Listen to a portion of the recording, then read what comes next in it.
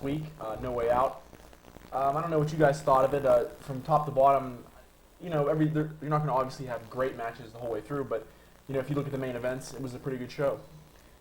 It was one of the very few pay-per-views where, as stupid as this is going to sound, you can walk away by saying nothing sucked.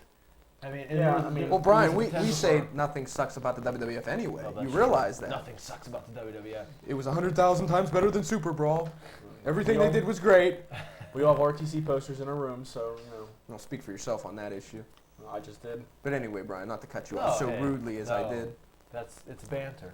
Oh, banter. But yeah, there was nothing bad about the show. I mean, all the matches, as bad as Stephanie against Trish really probably should have been. It's funny, the match was over, and the people who were watching it, we just sort of looked at each other and said, you know what, that actually wasn't bad. It was a decent match. And, as bad as Lawler and Stevie Richards could have been. And it wasn't great, but it wasn't bad either. Well, I think it goes back to, if you want to talk about the RTC, they actually gave it some TV time, put a story behind it. And obviously, you've seen with Trish and Stephanie, the same thing. I mean, it's got a quality story behind it. While their feud did become annoying towards the end a little bit, when you take TV time and you push feuds and then the pay-per-view match, hey, you know what? Maybe, and this is a wild idea, that the wrestlers involved in the matches might take their match a little more seriously. That's crazy. Crazy talk. Well, we're going to go to a clip right now of what is going to be the match of the year. At least in my book, I don't see what in God's name is going to top this one. It was Steve Austin against Triple H, the three-tiered match. And as much flack mind the fact that he stunned Triple H, because obviously, the match told and spoke for itself. So I think the stunner was kind of in the back of everybody's minds. But one thing about this pay-per-view that I really liked, and it's the way pay-per-view should be run, is the fact that feuds end at pay-per-views, and that's the way it should be. Yeah. This feud has to end for now. Right. And like you said, maybe if it wants to pick back up in the summertime, so be it, because Triple H has a logical explanation for why he should be #1 contender. But for now, and I'm glad they did it the next night on Raw, they kept these two away from each other, because too many times the WWF will have matches at pay-per-views that should end feuds, and then they'll come out on Raw and they'll address that match, and out comes that person again, and it's just like, why bother with the match to pay-per-view? Right. The other thing I really like to just jumping back to the stunner at the end, and granted, I'm in agreement. I don't see why Austin has to get his heat back. But the thing that Austin did do that I really did like is when he was leaving, going up the ramp, it wasn't like a celebratory Austin. He had the look on his face of frustration, like Good point. He lost a big one. So I mean, that I did like. I mean, I disagree with this. He shouldn't have done the stunner. I didn't really like that. I wouldn't have had a problem if they would have cut to the next video package and he just stunned them off camera to get the crowd back up. That's fine, because that, in a sense, that stuff doesn't count. But I don't know. I guess that's neither here nor there. Okay. Well said. Well, I guess we're going to come back after this. We're going to talk a little bit more about No Way Out. There also was a WWF title match to talk about, and a pretty damn good four-way for the Intercontinental title. So we'll come back after this. No Way Out. Let's continue talking about it, shall we? Shall we, gentlemen? Yes, shall. we shall. Well, we talked about the Austin Hunter segment match, about being the greatest match in the history ever of pro wrestling or the world. That's just our opinion, yeah, though. Naturally. But some of you like Chuck Palumbo, and that's okay. I mean, to each his own. There's nothing wrong with Chuck Palumbo, except the fact that he's tall, he's lanky, he was in Mortal Kombat 2, and he has no talent. I like him. But anyway, we all have our downfalls. Notwithstanding that garbage, let's talk about the four-way at No Way Out. Good match. Happy to see Jericho retain the title. X-Pac return to wrestling. No, in all seriousness, the four-way, I was very surprised how actually the amount of wrestling in the match. I was happy. I went home happy. Now I'm going to sit over here and be happy again. If only would have ended with a Steve Austin stunner. Everybody could have gone home happy. Or a rock bottom after a no-sell completely for 25 minutes. Look what you did. I don't like the rock. It was a very good match. Granted, with four very good workers three very good workers and one from time to time good worker in the match, how could you go wrong? But whenever you do get that many guys in this match and you get as much action as you had, I mean, this really could have just totally degenerated, but it didn't. It was a tight match. Everything was held together very well, and we have a clip. Let's go to the clip. The best thing I can say about this match is it reminded me a lot of the match maybe 4 years ago at the February pay-per-view. Throwing a lot of terms around there, Tom. Thank you, What Jim. about insider terms? It's that assonance or alliteration, I believe it's called. Did you just call somebody an Alliteration. ass? Assonance. I'm just trying It's to when the stay last away. syllable of the words, Yes. like ease. You know what I'm I trying to know, say I here. know. This isn't a freaking grammar or English class. 101. Stop me. Well, let's talk about the World Heavyweight title match. Kurt boy. Angle against The Rock. Okay, we knew what was going to happen. Anybody at home who was crying after the match because Kurt Angle lost, you were fooling yourselves. Obviously, he wasn't going to win. But Kurt Angle, during this match, at least to me, proved that he is just a world-class wrestler and probably in the top 3, maybe if not top 2 wrestlers in the WWF. This guy is just unbelievable. In a year and a half to be this good and to have some of the things down, some of the intangibles down that guys like 10 years in the business can't pick up. In one respect, yeah, it's too bad he lost the belt, but this is just obviously just the beginning for Kurt Angle. Like you said, a guy with not much experience, but he's slowly but surely turning into somebody like a Triple H who, when he goes out there, he's going to give you, the best effort that he can, and he's going to pull off 3 or 4 star matches. And the other thing I liked about this match was the fact that I think Kurt Angle's character kind of evolved a little bit from maybe being the timid world champion into having Rock in the ankle pick and screaming obscenities at him. So, it's funny, but it was a nice touch. Yeah, it was, and actually that kind of carried over the next night into Raw. Whenever it wasn't the happy, joking, moronic Kurt Angle walking through the back of the building. It was angry, determined Kurt Angle. And actually Kurt Angle had a conference call last week. It was a national call, and he said during that he thinks his character is going to evolve into that and do a little bit more serious, a little bit more aggressive Kurt Angle, and kind of pull away from the goofy Olympic hero that we've seen the past 6-7 months. So that's a good move. Well, can I complain about The Rock winning the world title? We knew it was coming. Well, I'm sorry, but when The Rock wrestles anybody, whether it's Chris Benoit, Kurt Angle, or whoever, he doesn't sell their offense long enough. Angle had him in the ankle pick for how long? How many times in the match? Rock got up and sold it for maybe 2 seconds, maybe 3. And half the time, it seemed like he was selling the wrong ankle. Stuff like that bothers me. It makes the other wrestler look weak. It makes him look bad.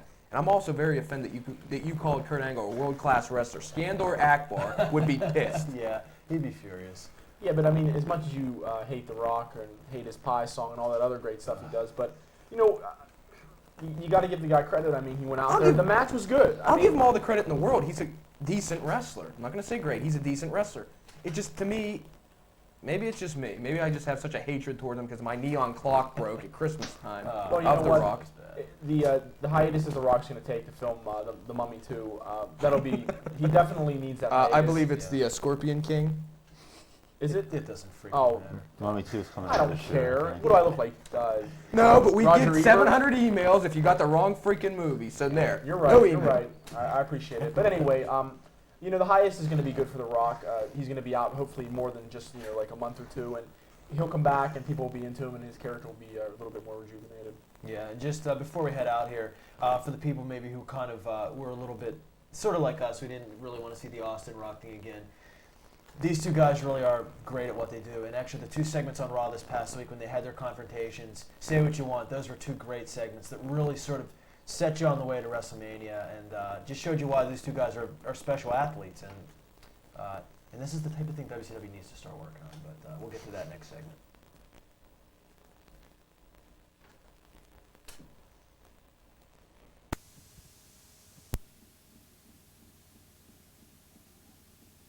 World title, or how many times the Rockers did hold the tag titles, we have those for you right now. So why don't you blast off there, A?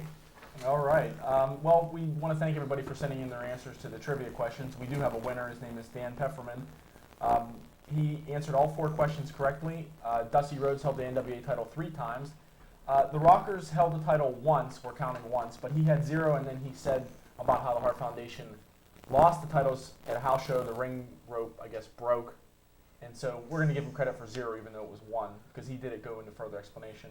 The guys that Randy Savage beat at the WrestleMania 4 tournament, Butch Reed, One Man Gang, Greg Valentine, Ted DiBiase. And then question from last week's show, Real American was originally intended for Mike Rotundo and Barry Windham. So congratulations, Jim. Tell him what he's won. Well, from our friends at the Original Pizza Works, he wins a 1 extra large pizza with 1 topping, a dozen wings, and a 2-liter bottle of pop, or soda if you're outside the Pittsburgh area. If you are, that's one other thing. They're located in DeVosburg, Jefferson Borough, and Finleyville. Any 3 of those locations will take it. And Brian, why don't you ask this week's question? You do it so well. Okay, well, this week's question revolves around Pat Patterson, and it's not that racy of a question. But who did Pat Patterson defeat in the finals of the first ever Intercontinental title tournament in Rio de Janeiro? Please don't think too hard about this one. But All answers. Said that twice. ProWrestlingReview.com. Click on the trivia icon, and there you go. And there will be 3 more questions this week, courtesy of Mr. DeTore. Yeah, there'll be 3 more questions on the website. Remember to answer all 4 questions. Please, on your answer sheets, include your name and address so we know where to send the coupon to. So good luck this week. Before we jump into Nitro and the big events on that, I know we were discussing Trish Stratus this weekend, and this past week, I should say, an interesting turn on Monday Night Raw. Anybody? And on the Nitro. Yeah, that was really kind of strange. I mean, quite obviously, the way they set up the mixed tag on the No Way Out pay-per-view, which is supposed to pit William Regal and Stephanie McMahon against Vince McMahon and Trish Stratus after, just talking about Regal, is Regal gold? Basically, I mean, just utter complete gold. After they made him wear a construction hat and play with Tonka trucks. I mean, I was going to say, he is magnificent. I know that. He truly is. He was amazing at the pay-per-view, and all he did was interfere in the Trish-Stephanie match, but he was great. But obviously, there was going to be a swerve coming because it was like dad against daughter, and this story kind of had to come to some sort of conclusion, and obviously it ended up with Trish Stratus getting tanked. No pun intended. And there wasn't a limo scene, but I don't know. Where do you guys think this is going? I actually think it's over. It could be. Well, I mean, I don't know. Unless you have, it's just one of those things. It seems like the only angles that WWF does run anymore is with the women, as it relates to men, naturally. No. But obviously, Rennie, you and I talked about this. Maybe Trish is going to go out and say, get a Test, get an Albert, get a somebody, 2 of your favorites, Jim. Oh, yeah. And maybe counteract Vinnie Mac and Stephanie and whatever. I'm just making up crap here now. I'm filling time. I think obviously the obvious choice would be, if it does continue, first of all, Test and Stephanie.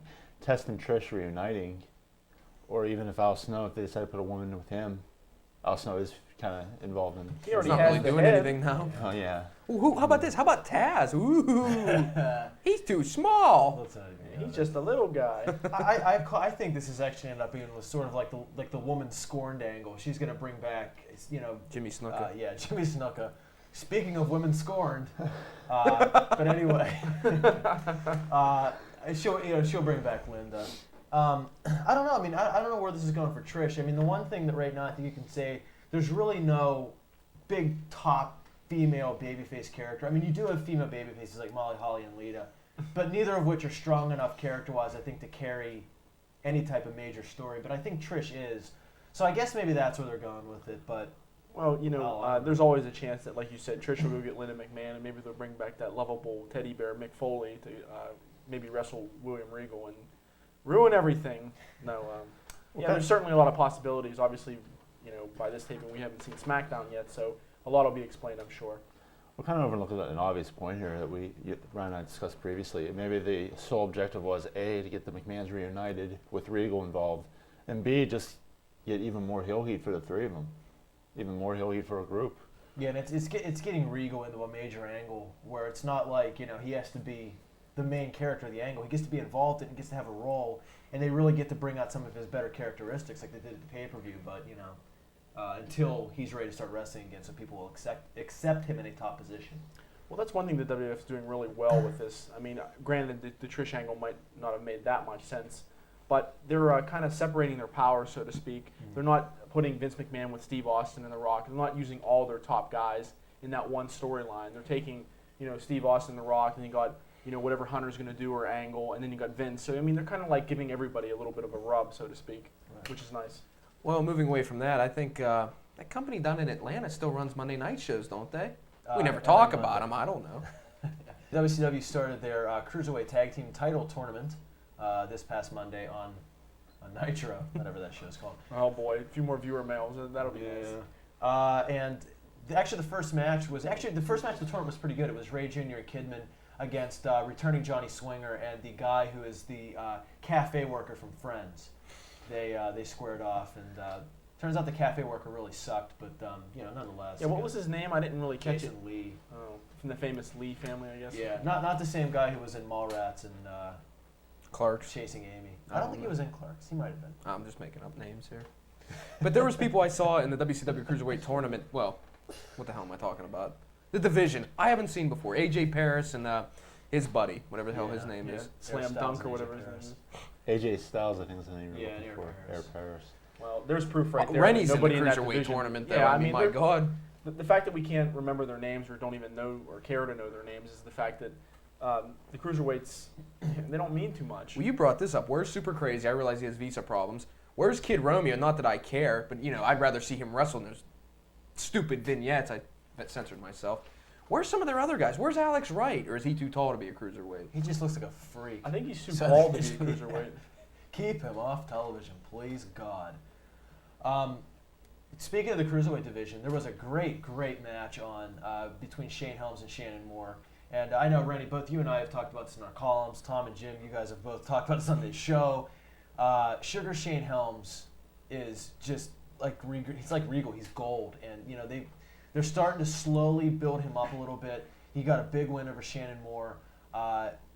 Shane Helms is awesome, and I think this is the guy right here who can build this Cruiserweight division up. He's the personality that they need, but he's a guy that they got to give him just a couple months. Let him rest Cruiserweight for a couple months and move him on, because he's got more than just he can contribute to more than just the Cruiserweight division.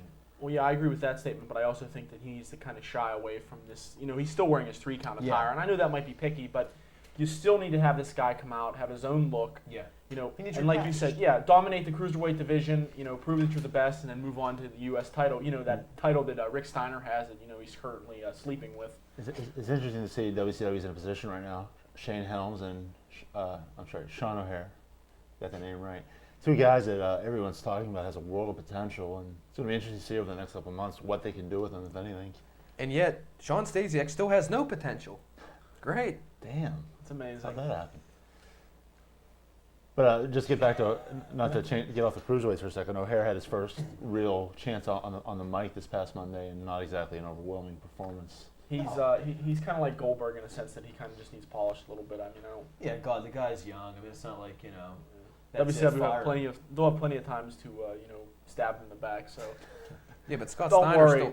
Scott Steiner still he has has youth trouble. on his side. Yeah. Scott Sorry. Steiner still has trouble behind the mic from time to time when he gets fired up. So But that's what makes Scott Steiner great, is because you never know when he's going to drop an F-bomb.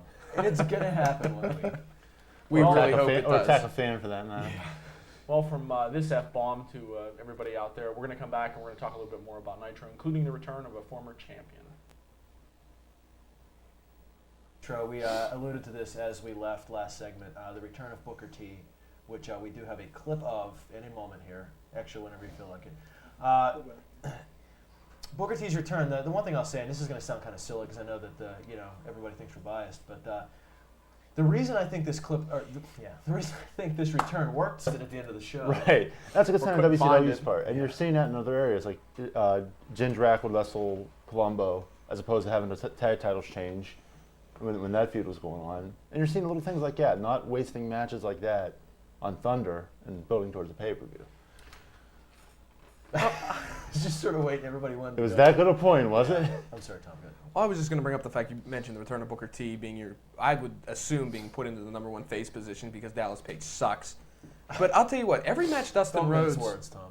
What? Don't mince words, Tom. Let's say what you really feel. Well, it kind of sounds like that. Anyway, Dustin Rhodes, I'll give him credit. Every match he's been in so far has been good. The crowd is really behind him. I don't know if that's a result of the old man, the fruit of the loins coming out with him, or actually Dustin's the fruit of the loins, never mind. But I'll tell you what, I would like to see Dustin Rhodes maybe get a run at the world title. Maybe not now, maybe not tomorrow, but someday. Well, I think that's one of those matches that's going to be like a strictly Nitro match. I don't think Dustin Rhodes is ready to headline a pay-per-view for the world title. Dallas Page is. No. It's one of those things where Dustin Rhodes gets to start at Nitro, Booker T makes a save, and then you just lead into that. And just have Booker T come out and say it's his time again, and hopefully you do the right thing here. Steiner's had a good run so far, right? Dallas Page is headlining this pay-per-view because, he threw down more money than, Rick Steiner did to fight his brother. I mean, there's nobody left.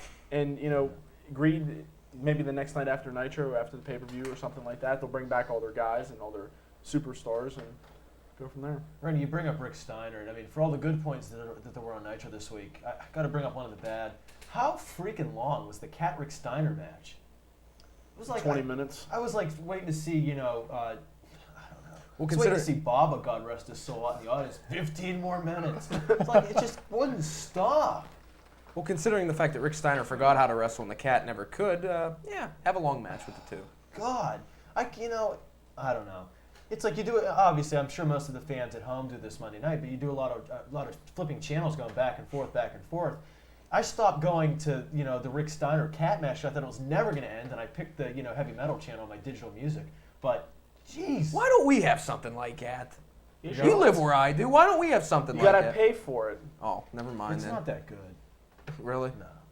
But Although anyway, Motorhead's Orgasmatron was on at like 10:30. Randy, do you have me to feeling this is the sane side of the room? yeah, sometimes I missed it last week, but you got to do what you got to do. Yeah. What the hell were we talking? Rick Steiner. There you go. Yeah, he still sucks, but But I what don't was know. great? I just want to draw back again last week. We talked about last week when Rick Steiner punched Lash LaRue right in the face. Lash LaRue actually is being punished by WCW for one, being fat and out of shape and just sucking. So Rick Steiner, I mean, I guess the punch in the face was legit. He took a shot at him, and we didn't see Wait a it. sec. Lash LaRue's not coming back. Lash LaRue, who actually tries every once in a while, No, he doesn't. was punished for being fat, He out of shape. sucks. No, I agree with you. I know. Yeah, but he's But not wait, you see where I'm going with this? What's Rick Steiner's punishment for being fat, lazy, and out of hunting shape? with Eric Bischoff. He's not going to get punched in the face. Lash LaRue, Yeah, I guess it's kind of, we're stepping beyond what's right and wrong. But, Lash LaRue just has no inspiration. He doesn't even try anymore. I mean, I don't know if he ever could wrestle, but he had a cool pictorial in WCW Magazine about a month back, or actually about a year back. I'm just filling time Often once mistaken, again. often Part mistaken two. for a month. Yeah, WCW's main eventers, they're just not cutting it right now. I mean, like we've talked about the Cat. There's no need to bring it up again. So, well, we're gonna come back and we're gonna do our world famous rants. So please don't change that channel. This week I'm going to talk about the WCW Tag Team Cruiserweight title division, whatever you want to call it. I think they're on the verge of a good idea here, which, much like most WCW ideas, might fall apart. But I mean, for one thing, it's innovative. I mean, you haven't seen a Cruiserweight tag title pretty much anywhere in America. I think it could work if they get the right people for it. The two major problems I see with this is, and you guys pretty much covered this last week, is number one, you have to let these characters develop a little bit. That's one way you're going to make the fans care about it. You have to let Shannon Moore, Shane Helms, Billy Kidman. Those guys are kind of established, but they're kind of not really established character-wise. Let those guys talk a little bit. And some of the new guys you got, like Air Paris, and you just got to let those guys develop at their own pace. And probably as the tag team title tournament moves on, probably Kidman and Ray are probably going to end up your winners. Maybe that's probably the best choice you can have. 'Cause mostly they're the most established team there. The other problem I see is that right now, WCW is putting all the matches on early on Nitro. I don't think anyone's going to really buy into this as being really important unless you move these matches down on both pay-per-views and Nitro. I don't know, maybe an idea would be give them a sub-main event on Nitro, a title defense or a tag team title defense after the pay-per-view. Do it like you did Dustin Rhodes and Jeff Jarrett this past week. Just plug the tag team title tournament or whatever, or not the tournament, the actual match itself all through the show. I think those are the two things you have to do to get people to care about this entire division. So, your turn. Yeah. We talked a little bit earlier in the show about the WrestleMania main event, The Rock versus Steve Austin. There have been some grumblings on the internet about Triple H perhaps joining that match and making it a three-way. I thought the WWF learned their lesson last year that these three-ways and four-ways do not make good WrestleMania main events. The WWF has something special here if they do it right with The Rock and Steve Austin. These two, when they get together, they give you some of the best matches you'll ever see. But for some reason, the WWF feels it necessary to get every single guy on the card, whether it be Savio Vega 5 years ago or Triple H now. Now, obviously, that's a big difference, but Triple H should be on the WrestleMania card. But to put him in this main event just for the sake of putting him in the main event will not make this pay-per-view any better. It will actually make it worse. The WWF did a very nice job with their vignette or promo for the WrestleMania pay-per-view coming up, saying that this is the showcase of the Immortals. Why don't you actually, practice what you preach and make this show memorable, make it a one-on-one match, and let's stay away from the three ways and the four ways, because all you're doing is going to hurt the pay-per-view and you're going to diminish, the WWF World Title. Staying on the WWF track, of course. Just want to talk about Raven a little bit. Raven, obviously, for the past couple of months, has been in the hardcore division and doing, reasonably well. He's really hasn't had a breakout performance yet. Some weeks he looks good, other weeks he really doesn't. I think this past Monday they made a move to take him out of the hardcore division and move him up the card a little bit to the the European or the Intercontinental title levels. Number one, I think that's a good idea because I think Raven brings more to the table as a character than he would in the hardcore division. The hardcore division was a good way to establish him and to get him on television every week. But now I think it's time where you can kind of take more of the psychological aspects of his character and exploit those things. But the problem is Raven can't look as bad as he did Monday night. Monday night he fought Chris Jericho and just did not look good. Looked very sloppy. I think I'm not questioning whether or not Raven's trying hard. I do think he's trying. It just seems like he just doesn't have it. I don't know what it's going to take to to get beyond that. I don't know if maybe he needs to just work with some of the guys. He'd been doing hardcore matches the last couple of weeks. Maybe it was that. Going into a straight match, he was so used to the other style. I'm not sure. But Raven's really got to work on polishing up his ring skills. And they can't have him cutting promos like he did before that match Monday night. It was just didn't play into his character at all. Let's play up the old psychological aspects of Raven because that's really, truly where he's going to draw money.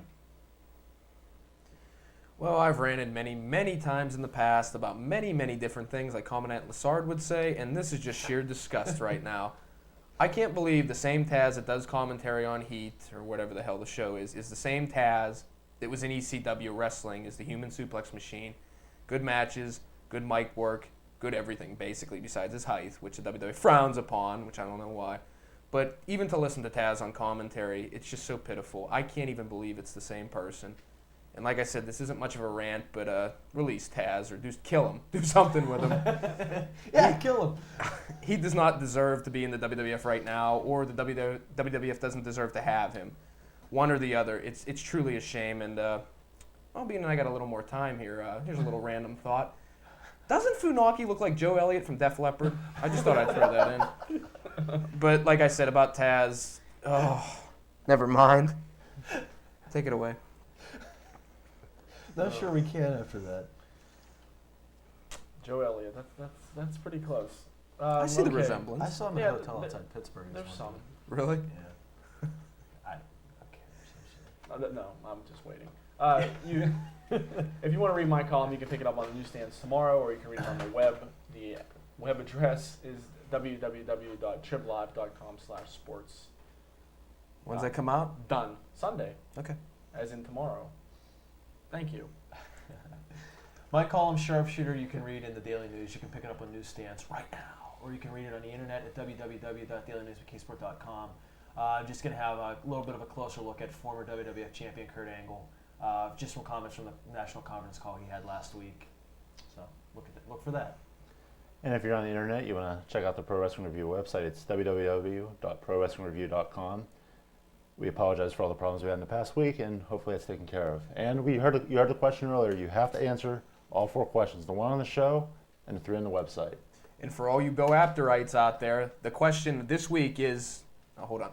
Who was the first? I'm sorry. What was the question? I don't even remember. My God, the Taz thing took it all out of me. What was it? I think the Joe Elliott thing took everything out of me. Patterson. What about him? There's many different things with that. Who did Pat Patterson? Just jerk that carpet out from under me. Oh, I'm sorry. Who did Pat Patterson wrestle in the finals of the Rio de Janeiro tournament to crown the first ever Intercontinental Champion? Which, well, just answer it. Right, Brian? Damn right. It's my turn to take us out. I'm discombobulated in a sea of hypocrisy. But for myself, Brian, for Rennie, and for the returning Jim, and for Mr. Mojo Rising, Kevin Nash, this is the Pro Wrestling Review, and we'll see you next week.